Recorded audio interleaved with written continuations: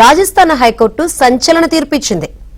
19 ఏళ్ల యువకుడికి 3 ఏళ్లు సోషల్ మీడియా బాన్ విధిస్తూ బెయిల్ పిటిషన్ కు షరతులు పెట్టింది. ఏ రకంగానూ అతడు సోషల్ మీడియా వాడకూడదని షరతులు విధించింది. అతని పేరు మీద గాని ఇతరుల పేరు మీద గాని ఫేక్ అకౌంట్స్ ద్వారా గాని సోషల్ మీడియా వాడకూడదని కండిషన్ పెట్టి బెయిల్ పిటిషన్ కు అనుమతి ఇచ్చింది.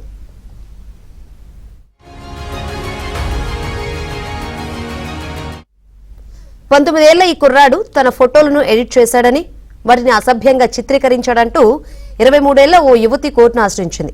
అతను ఫేక్ అకౌంట్స్ వాడి తన అసభ్యకర ఇమేజ్లను సోషల్ మీడియాలో పోస్ట్ చేశాడని, దానివల్ల తన వైవాహిక జీవితంలో సమస్యలు తలెత్తాయని పేర్కొంది. తన ఫోటోలను చూపించి తనను లైంగిక వేధింపులు, బ్లాక్ మెయిలింగ్ కు పాల్పడ్డాడంటూ కోర్టును ఆశ్రయించింది.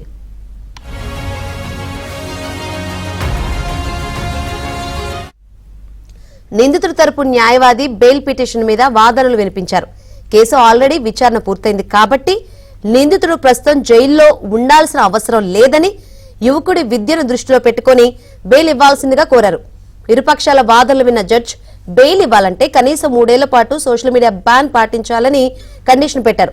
ఒకవేళ షరతులు ఉల్లంఘిస్తే వెంటనే మళ్లీ అరెస్ట్ చేయొచ్చని వార్నింగ్ ఇచ్చారు.